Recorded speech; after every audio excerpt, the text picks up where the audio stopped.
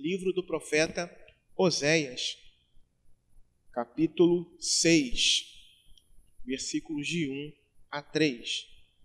E diz o seguinte: Vinde e tornemos ao Senhor, porque Ele despedaçou e nos sarará, feriu e nos atará a ferida. Depois de 2 dias nos dará a vida. Ao terceiro dia nos ressuscitará e viveremos diante dele. Então, conheçamos e prossigamos em conhecer ao Senhor. A sua saída como a alva é certa, e ele a nós virá como chuva serôdia que rega a terra. Amém? Você pode se sentar.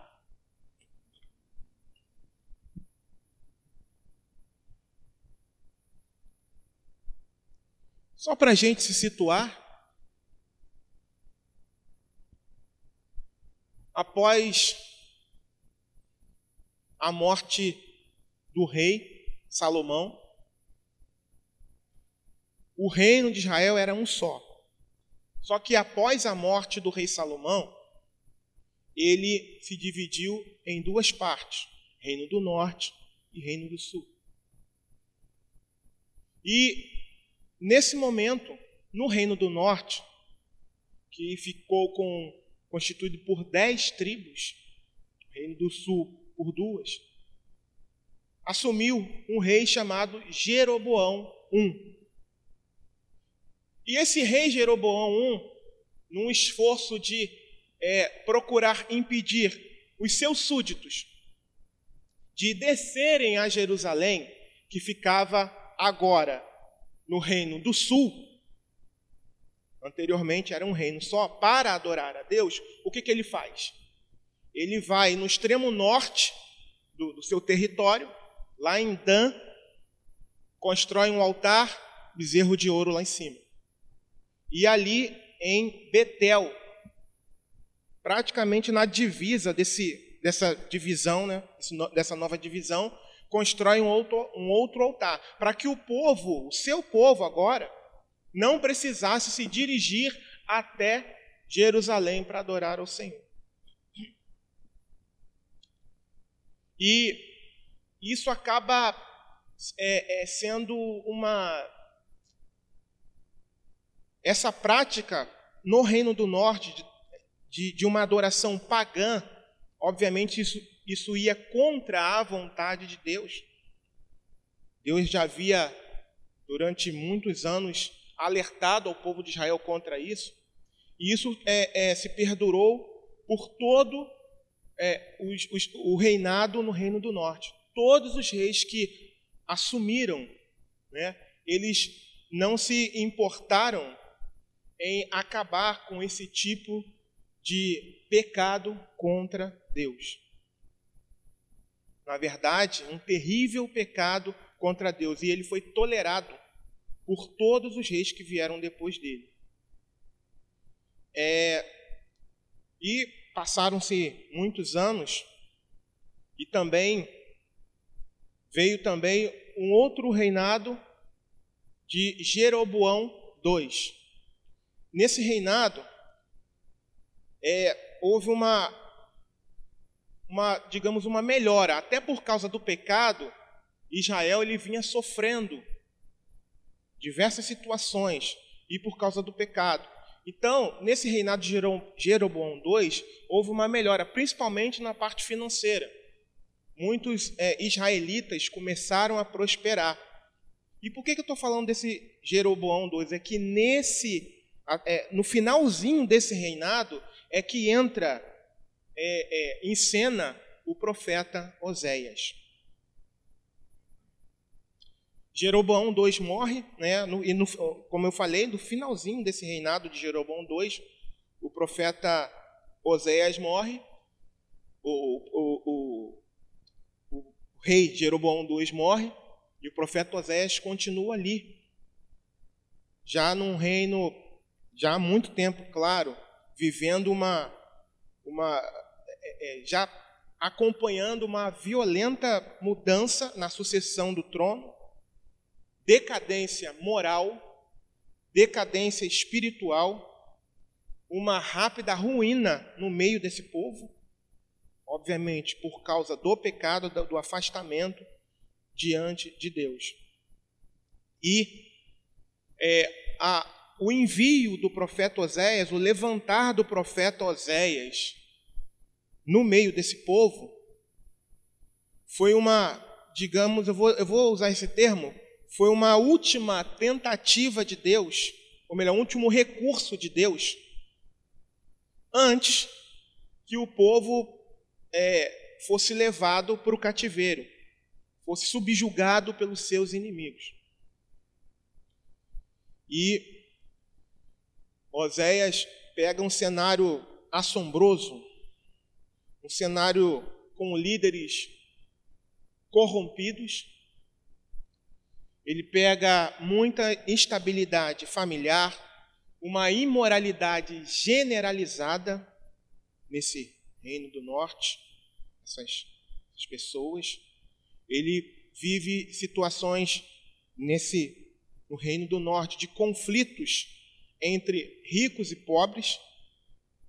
Ele está vivendo no meio de um povo cuja idolatria era algo extremamente comum, tendo em vista que desde o início do reinado de Jeroboão I, a idolatria é deliberada, né, é generalizada.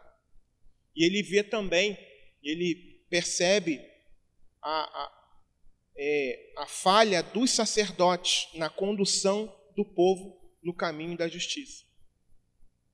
Então, Deus usa esse profeta para chamar o povo ao arrependimento.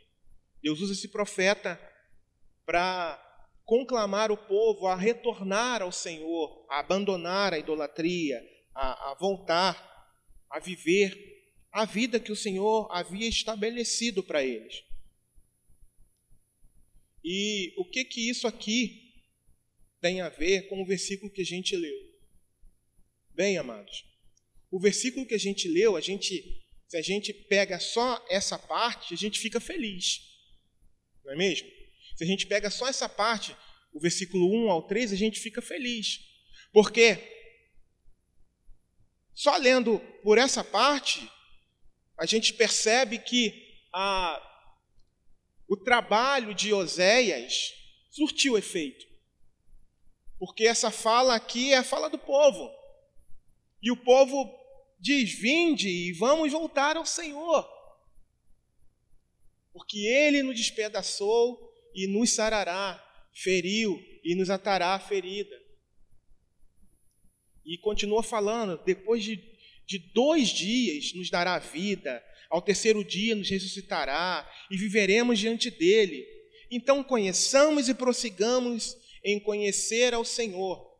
A sua saída, como a alva, é certa, e ele nos virá como chuva serôdia que rega a terra. Uau! Imagina o povo, não, agora. Só que, irmãos, apesar desses 3 versículos aqui demonstrarem arrependimento desse povo, Deus os rejeitou. Deus o rejeitou. E a mensagem de hoje, se eu der um título para ela, é um alerta contra a superficialidade. Deus rejeita tudo isso aqui que a gente acabou de ler do seu povo. E por que Deus rejeita? Eu quero tratar 3 pontos aqui que demonstram essa rejeição de Deus, do porquê dessa rejeição de Deus contra essa atitude. Ora, arrependimento não é bom no meio do povo de Deus?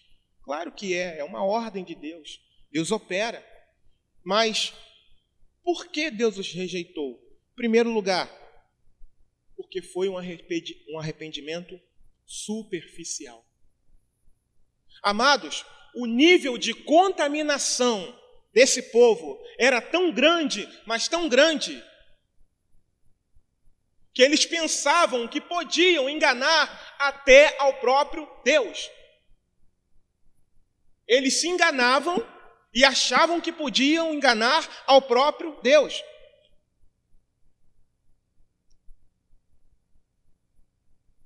No capítulo anterior, no capítulo 5, versículos 8 e 9, a gente vê o profeta declarando: toquem a trombeta em Gibeá e a corneta em Ramá, deem um grito de guerra em Bet-Aven, esteja na vanguarda, ó Benjamim, Efraim será arrasado no dia do castigo. Ou seja, estava falando de juízo de Deus, porque eles haviam se prostituído espiritualmente contra Deus.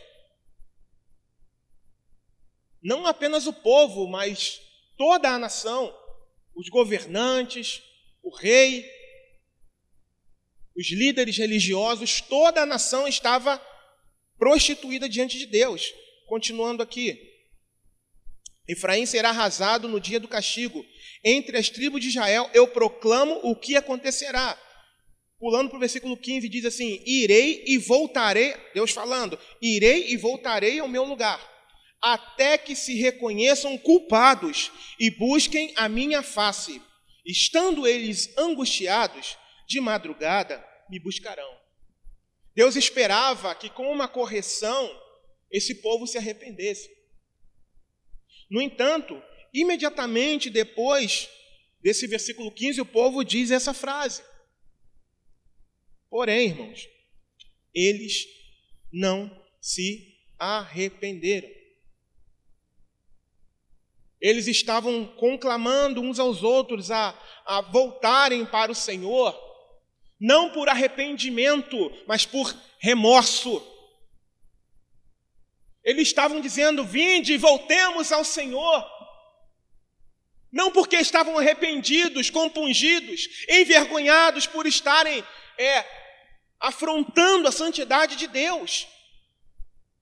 Eles estavam preocupados, sabe com o quê? Com a cura. Eles estavam preocupados com a cura e não com a restauração de suas almas. A preocupação deles era com o seu bem-estar. A preocupação deles não era porque estavam em pecado contra Deus, mas a preocupação deles era qual seria a consequência do seu pecado. O arrependimento deles veio não porque eles estavam com o coração quebrantado e contrito, não, mas estavam preocupados com o seu bem-estar. Eles estavam preocupados porque eles realmente estavam vendo as coisas acontecerem de uma forma negativa. Eles estavam se vendo em apuros e queriam que Deus consertasse as coisas. Eles queriam que Deus consertasse as coisas que já estavam dando errado já há algum tempo. Eles não foram até a Deus com o coração quebrantado e contrito, porque eles não estavam dispostos a renunciarem às suas próprias vontades. Eles queriam a felicidade, eles queriam a satisfação, mas não queriam viver em santidade. Era isso que eles queriam. Eles queriam sair da adversidade, mas não queriam pagar o preço para viver em santidade. Por isso que esse arrependimento deles foi superficial. Eles viam a Deus apenas como um salva-vidas para livrá-los do perigo, mas não para livrá-los de seus pecados. Por isso, Deus os rejeitou. Por isso, Deus não se sensibilizou com essa frase que a gente leu no início, no versículo 6, versículo 1 a 3. Foi por isso que não moveu o coração de Deus. Pelo contrário, Deus já estava com um juízo pronto para eles, porque eles não se arrependeram.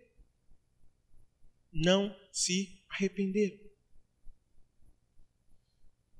Eles não choravam de arrependimento, ou choraram de arrependimento, mas de remorso por seu sofrimento, mas não choravam ou choraram porque estavam arrependidos pelos seus pecados. Por isso, Deus os rejeitou.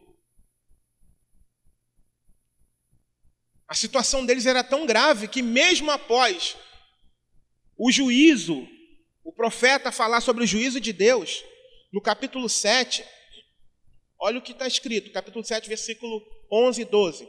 Porque Efraim é como uma pomba ingênua, sem entendimento. Invocam o Egito, vão para a Assíria. Quando forem sobre eles, estenderei a minha rede, e como aves do céu os farei descer. Castigá-los-ei, conforme o que eles têm ouvido na sua congregação. Sabe o que está acontecendo aqui? Apesar de toda a adversidade que eles estão passando por causa do pecado, porque viraram as costas para Deus, apesar da comunicação de juízo de Deus, de correção de Deus para eles, sabe o que eles fazem? Eles vão pedir apoio político, vão pedir ajuda a outros líderes, a outras nações. Eles não vão dobrar os joelhos e clamar a Deus. Não vão. Irmãos, enquanto eu meditava nisso aqui, eu me lembrei do que aconteceu no ano passado, na nossa nação. E eu me pus a chorar.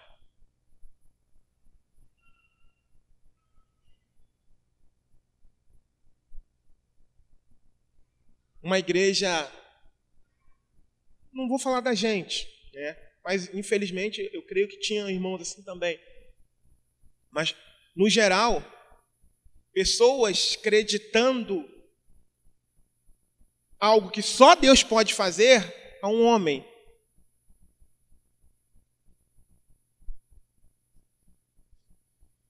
E porque estava vendo, o Senhor me trouxe a memória disso, e porque estava vendo várias mobilizações, entre aspas, espirituais,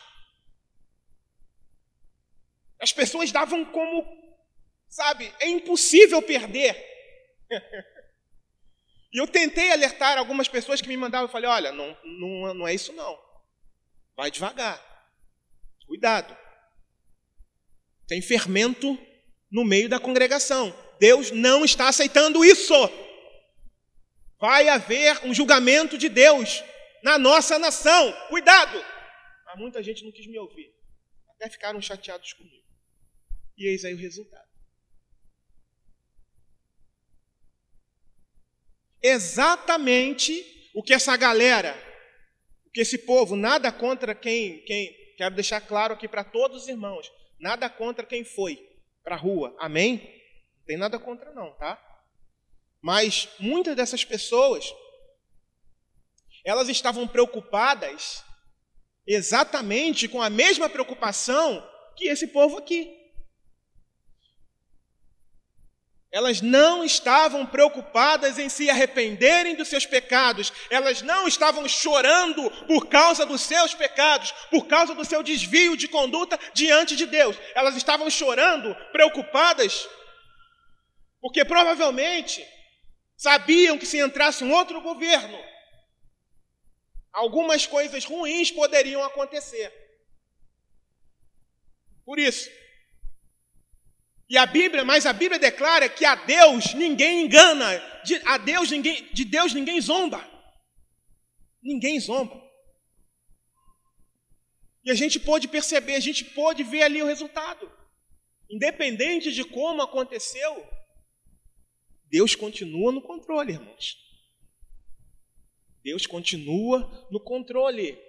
E compete a nós colocarmos o nosso joelho no chão e clamar ao Senhor por misericórdia e graça sobre as nossas vidas, sobre nós,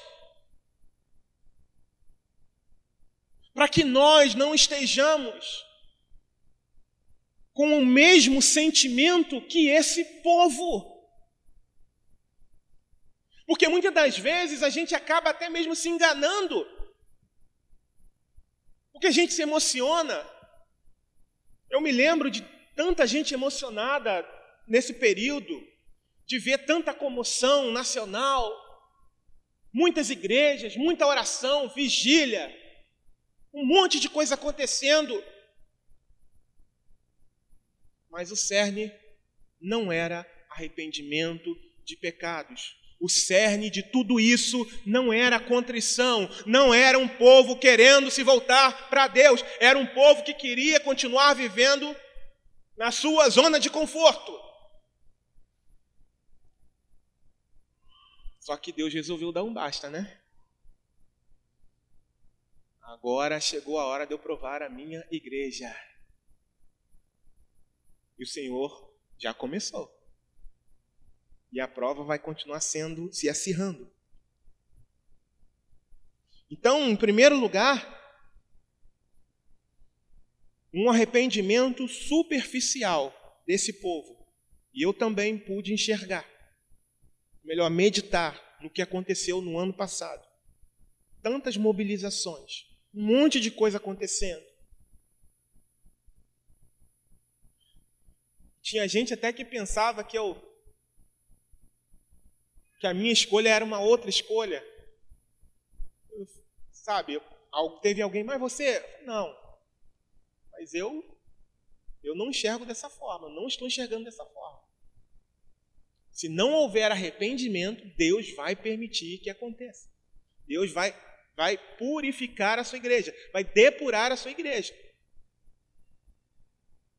Ele usa pessoas, homens, para fazer isso. Segundo lugar, por que Deus os rejeitou? Se em primeiro lugar houve um superficial arrependimento ou um falso arrependimento, em segundo lugar, por eles não se arrependerem, eles eram alguém imediatistas. Primeiro, não tinham nenhuma comunhão com Deus. Não tinham. Não tinham comunhão alguma com Deus. Aí, eles falam, vamos voltar ao Senhor. Ok, maravilha. E a gente vai voltar? Vai dar tudo certo. Com Deus na frente? Vai dar tudo certo. Aí entra o triunfalismo. Entrou o triunfalismo aqui. Um triunfalismo irresponsável. Porque aí tem muita gente, tem muita liderança que não. É o ano disso, é o ano daquilo. É o ano de você, sabe, ir para a lua. É o ano de conquista, é o ano disso, é o ano daquilo. Só que eles não tinham comunhão com Deus. Eles não estavam em comunhão com Deus. Mas ainda assim, porque acharam que voltando para Deus, Deus iria agir como um miojo na vida deles. Já comeu miojo? Sabe preparar um miojo?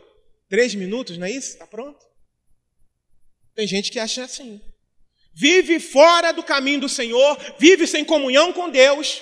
Aí acha que na hora que aperta o calo, corre para Deus. Não, Deus vai me ouvir. Será? Esse povo não tinha comunhão com Deus. Eles viviam para outros deuses. Aliás, eles eram amantes de Baal, o Deus da prosperidade. E esse povo, versículo 2, versículo que a gente leu, eles falando, depois, ainda está dando data, depois de 2 dias, nos dará a vida. Olha só que coisa linda. A gente volta para Deus, e Deus, entre aspas, eu vou voltar para Deus e Ele vai me abençoar. Ou então, vem para Jesus que aqui tem bênção para você. Aí a pessoa vem, não tem um coração transformado, não houve arrependimento de pecados, mas vem para Jesus que tem bênção para você aqui nesse lugar. Deus vai mudar a sua sorte, Deus vai te dar uma casa, Deus vai mudar a sua história, Deus vai curar, Deus vai fazer, Deus vai acontecer. Nas entrelinhas é isso. E mais uma vez, irmãos, a história continua se repetindo. Mais uma vez. Eles queriam uma resposta rápida. E eles mesmos falaram. Né? Estavam confiantes de que depois de 2 dias nos dará vida. Ao 3º dia nos ressuscitará e viveremos diante dele. Ledo engano. Eles acreditaram numa restauração instantânea. Queriam uma solução de flash, mas sem a reflexão de como estavam suas vidas. Suas vidas. Eles não pararam para se autoanalisar, para olhar a história da sua nação, do seu povo, como é que eles estavam andando diante de Deus, não. Até porque estavam com o coração tão contaminados que, sinceramente, não haveria como eles pararem para pensar nisso. Estava com a mente tão entorpecida pelo encantamento dos falsos profetas que eles não poderiam conceber outra coisa. É assim que está acontecendo nos dias de hoje. Irmãos, Deus vai derramar juízo sobre... poder no nome de Jesus, sai para lá. Meu Deus é um Deus de vitória. É um Deus de graça. Deus não faria uma coisa dessas. Será? Isso é efeito do encantamento, do inferno, dos falsos profetas. Deus vai te dar, vai acontecer, tudo vai bem. Na palavra dos falsos profetas não há juízo. Na boca dos falsos profetas, o pecado, se existir, não, isso é coisa pouca, não se preocupa com isso não. Não é disso não. Eles estavam contaminados e confortáveis com o evangelho dos falsos profetas, que minimizavam, ou seja, que diminuíam a gravidade do pecado e curavam superficialmente as feridas do povo, mas nunca chegavam ao ponto do real problema. Não é interesse do falso profeta chegar. Qual é o maior problema? Pecado. A raiz de todos os males se chama pecado. É o problema maior da nação. O povo estava embriagado, bêbado, entorpecido com as falsas promessas fraudulentas. E por isso, vinde, voltemos ao Senhor. Eu vou falar palavras bonitas, eu vou usar termos que eu sei que está na Bíblia, que eu vou impressionar os irmãos, eu vou impressionar o pastor. Pode impressionar, mas a Deus não, ninguém zomba. De Deus ninguém zomba. Olha o que diz Eclesiastes capítulo 5, versículos 1 e 2. Guarda o teu pé quando entrares na casa de Deus, porque chegar-se-á para ouvir é melhor do que oferecer sacrifícios tolos, pois não sabem que fazem mal. Não te precipites com a tua boca, nem o teu coração se apresse a pronunciar palavra alguma diante de Deus, porque Deus está nos céus e tu estás sobre a terra. Assim sejam poucas as tuas palavras. Muitas das vezes a pessoa chega de qualquer maneira na presença do Senhor. Deus, eu te adoro, eu te amo. Deus, tu és maravilhoso. Eu não estou dizendo que bem dizer ao nome do Senhor esteja errado, mas muitas das vezes se levanta a mão com sangue fresco. Sabe o que isso significa? Pecado. Pecado. Pecado. E por isso, Deus rejeitou. Por isso, Deus os rejeitou. Foi por esse motivo, irmãos. Em terceiro lugar, primeiro lugar, arrependimento superficial. Em segundo lugar, eles queriam uma resposta rápida de Deus, mesmo sem viver em comunhão com Deus. Em terceiro lugar, buscavam a bênção de Deus ao invés do Deus da bênção. Versículo 3. Então, conheçamos e prossigamos em conhecer ao Senhor. A sua saída é como a alva, ou melhor, a sua saída como a alva é certa. E ele a nós virá como chuva serôdia que rega a terra. Colheita. Eles viviam da colheita. Se com Baal não funcionava, né? Deus da prosperidade, eu corro para Deus. Sabe o que eles estão fazendo aqui? Barganha. Bem, se com Baal, sabe, não está muito legal, eu corro para Deus. Ele vai dar chuva, vai regar a terra e a nossa colheita vai ser maravilhosa, porque é Deus. É Deus. É Deus que vai estar no controle. Mas eles não sabiam que Deus não estaria no controle por causa da malignidade, por causa da maldade de seus corações. Estavam barganhando com Deus, trocando. O Senhor me dá e eu te sirvo. Eu venho para o Senhor me dar o que eu quero, o que eu preciso agora. É urgente, Deus. Em troca, eu estou na sua presença, entre aspas. Era isso. Era isso que eles estavam dizendo. Quantas pessoas aqui dentro, ainda não vivem assim? Culto após culto e são exortados ao arrependimento, à mudança de vida, a viver para Deus. Tem gente que até chora, mas no seu contexto, tem gente que até chora na hora do louvor ou chora na hora da palavra.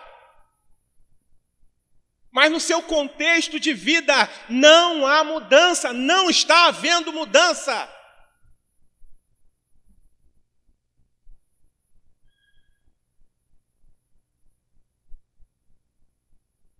Tem gente que dá glória a Deus, que levanta a mão,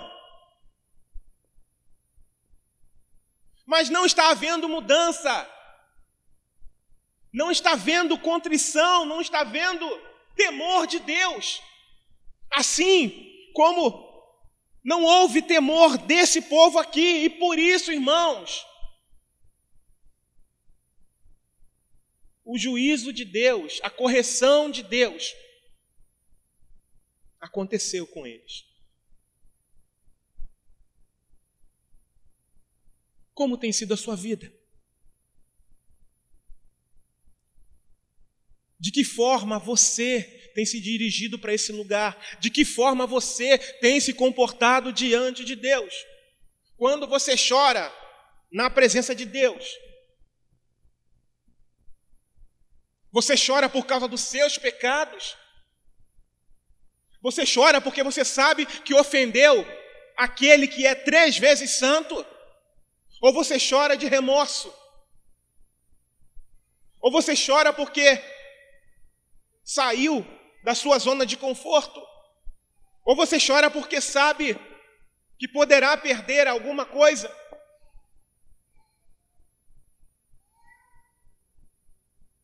Qual é o seu sentimento?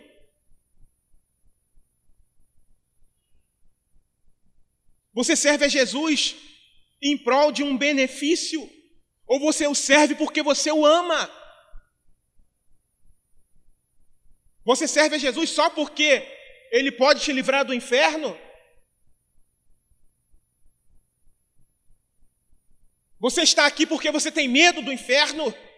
Se a resposta é sim, eu tenho uma triste notícia para te dar. O inferno é o seu lugar.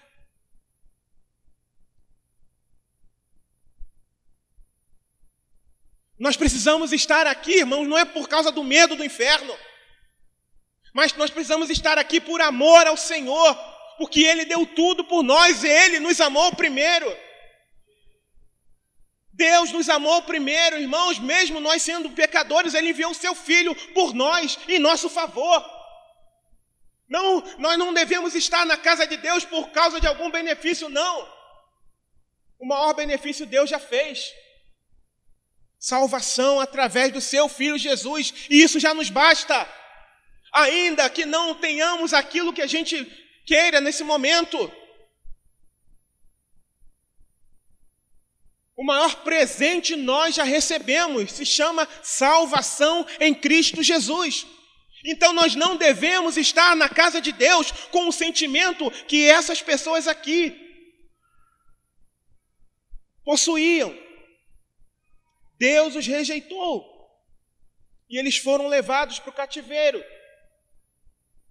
E se nós nos apresentarmos na presença de Deus com esses mesmos sentimentos, irmãos, o mesmo acontecerá conosco. O mesmo acontecerá conosco.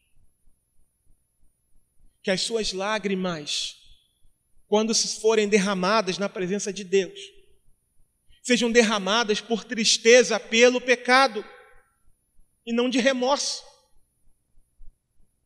Sejam derramadas por um genuíno arrependimento diante do Senhor, porque é uma linha muito tênue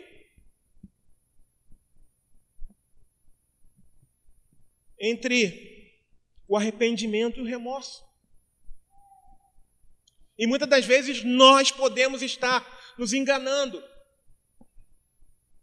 A condição desse povo era tão grave, mas tão grave, que até num suposto arrependimento, eles estavam ofendendo a Deus.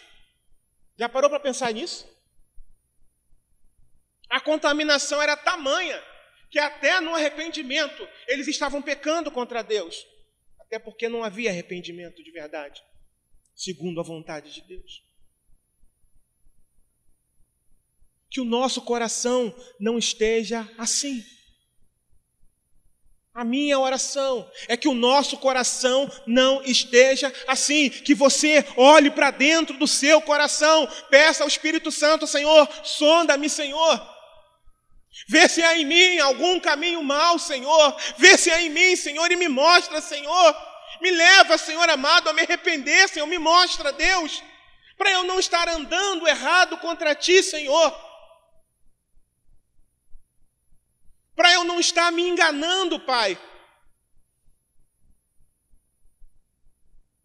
E tentando te enganar, e achando que estou te enganando, te impressionando, Senhor. Me mostra, Senhor. Me mostra. Senhor,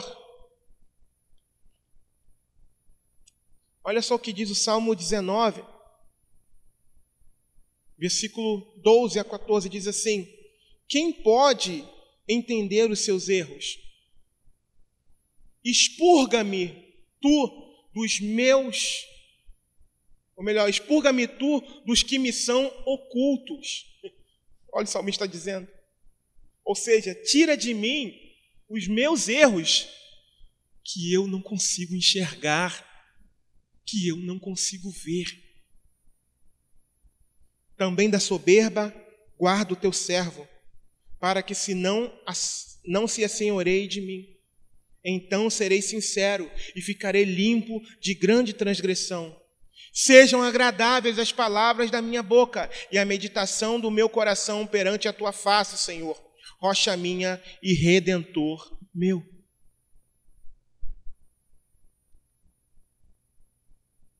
Deus os rejeitou.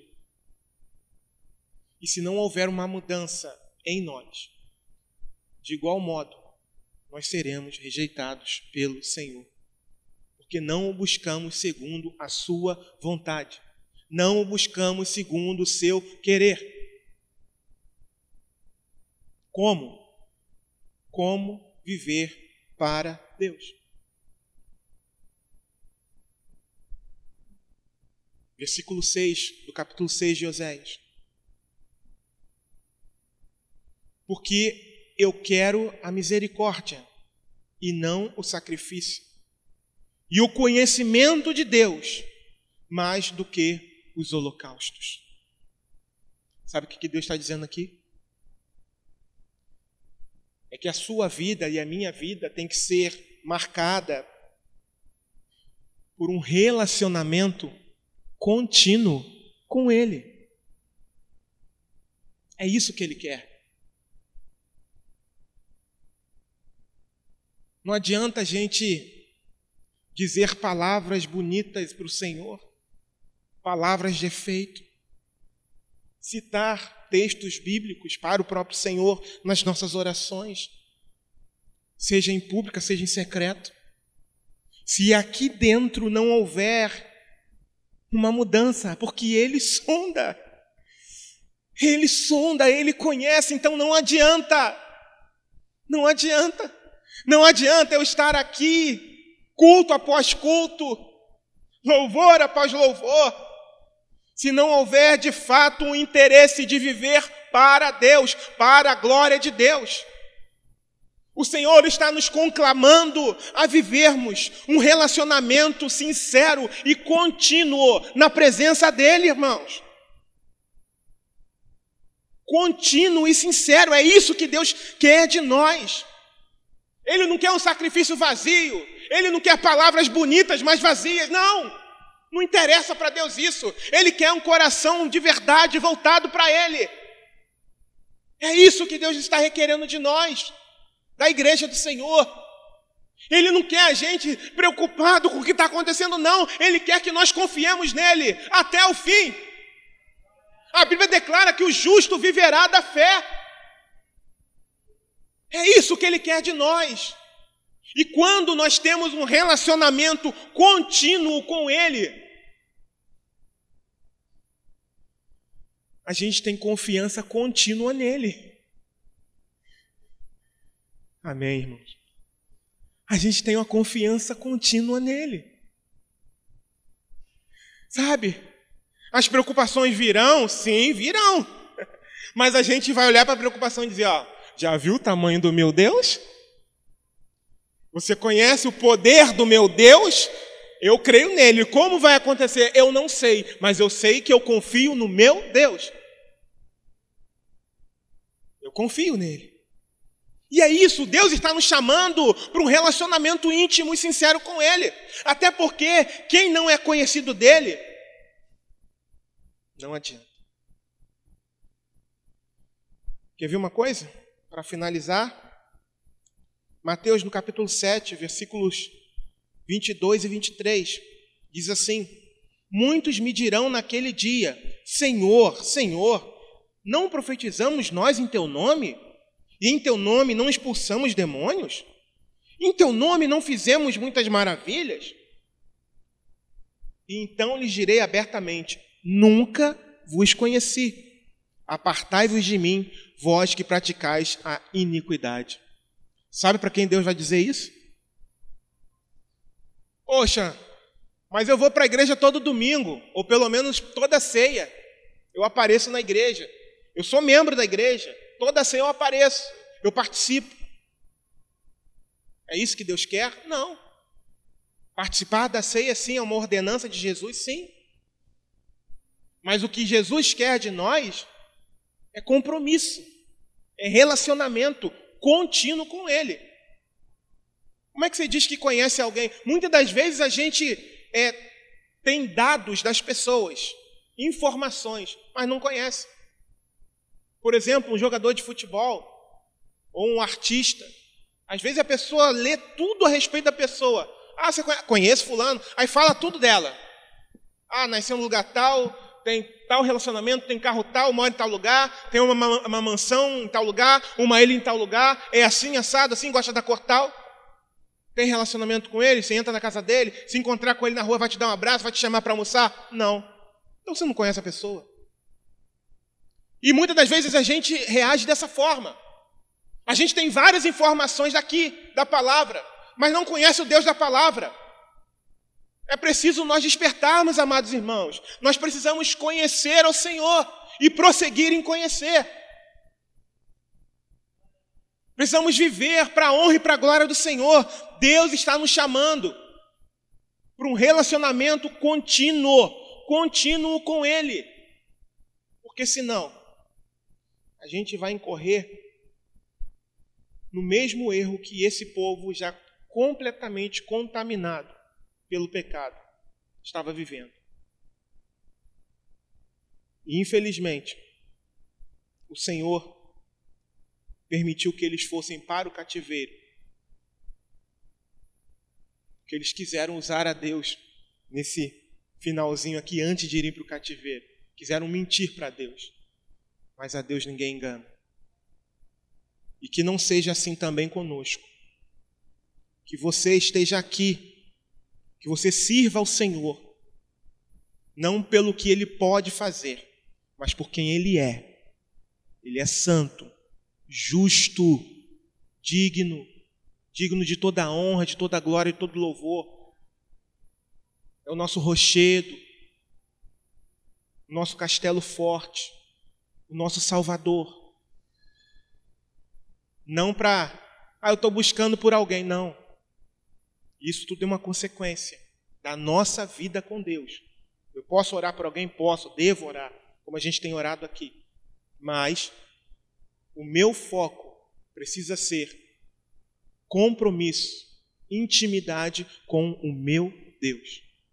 Porque se eu não o conhecer e Ele não me conhecer, não tem como eu chegar lá na morada eterna e entrar, porque Ele não vai me conhecer. Você coloca alguém na sua casa que você não conhece? Sim ou não? E como é que a pessoa... não, mas Deus não vai ser injusto. Poxa, se você que está aqui nessa terra, eu que estou aqui, eu não vou abrir a porta para qualquer pessoa na minha casa? Você acha que Deus vai? Não vai. Eu convido você a se colocar de pé.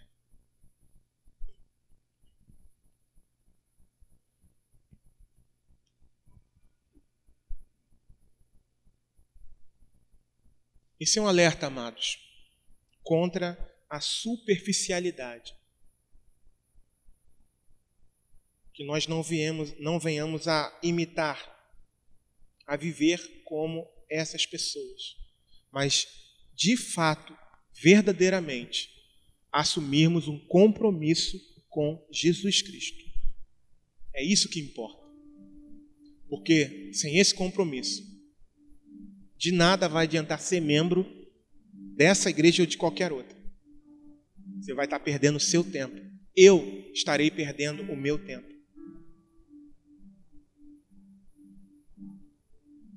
Se nós não amarmos ao Senhor,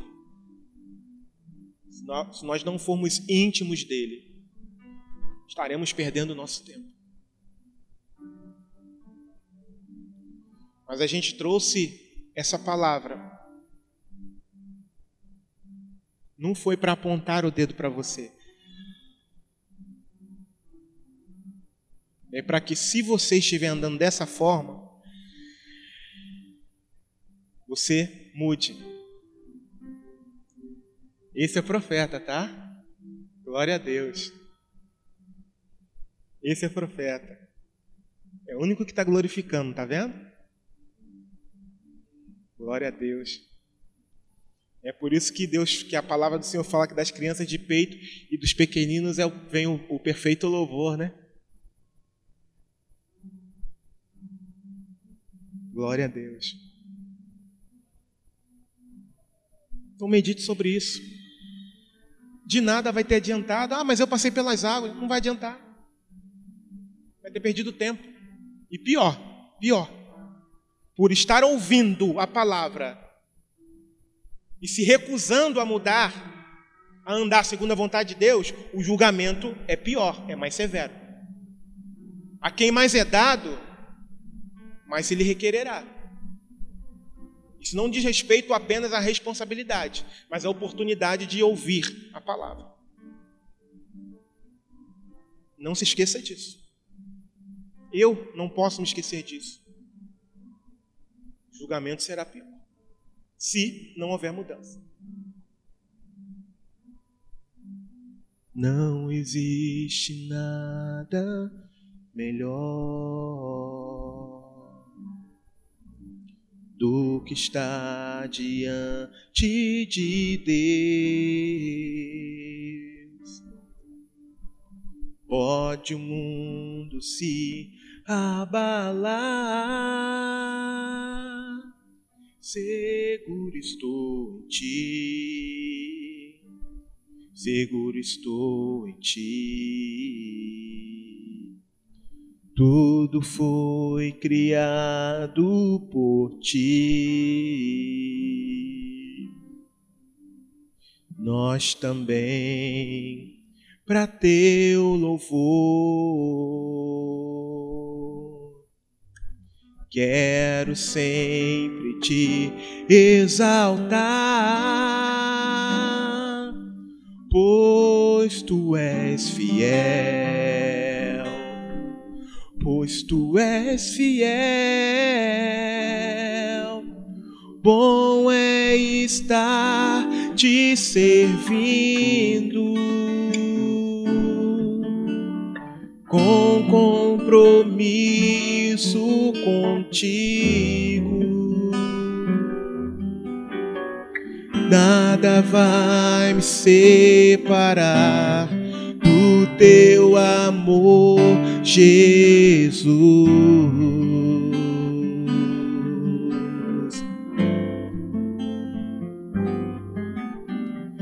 Bom é estar te servindo,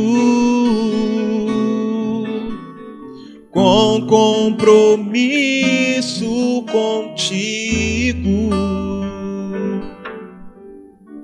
Nada vai nos separar do teu amor, Jesus. Pai, estamos aqui, Senhor, nessa noite, e o que eu peço ao Senhor é que o teu Espírito Santo venha trabalhar no coração de cada um.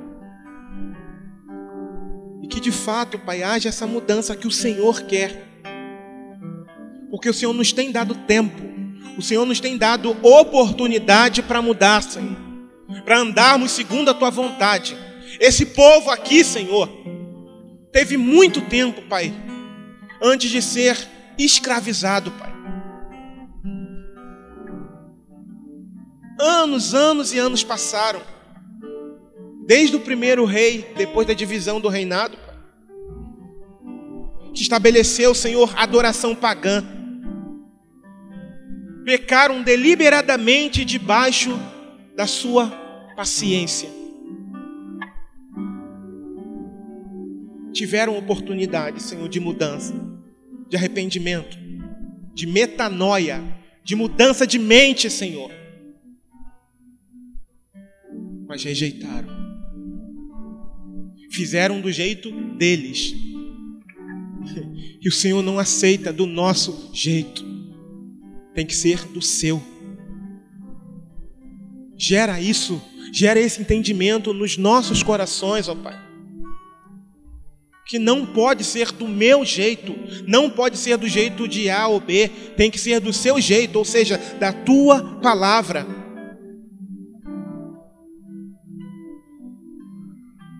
Que não haja choro mentiroso ou de remorso, como aconteceu com Judas, embora eu não sei se ele tenha chorado, mas aquilo que poderia ser arrependimento em Judas foi remorso. E não se achou lugar para ele, Senhor, no céu, contigo, Pai.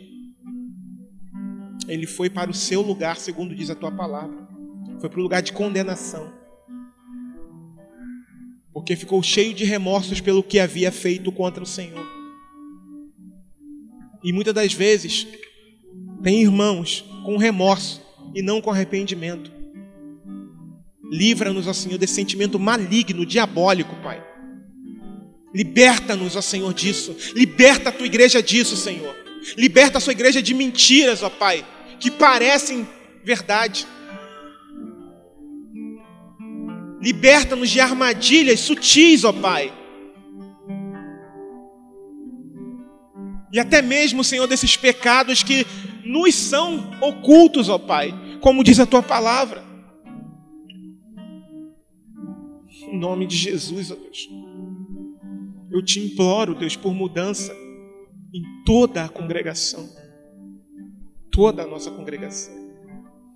Eu te imploro, Jesus, para que haja um derramar poderoso aqui sobre esse lugar. Eu te suplico, Deus. Eu te suplico, Pai. Eu te imploro, Jesus. Ajuda-nos, ó Pai. Socorre-nos, ó Deus. Antes que seja tarde, Pai. Te imploro, Deus. Eu te imploro, Senhor. Antes que seja tarde demais, Senhor. Em nome de Jesus eu te imploro, eu te peço. Eu rogo a Ti, Senhor, eu te suplico, Pai. Mudança, mudança, mudança, Deus. Em nome de Jesus.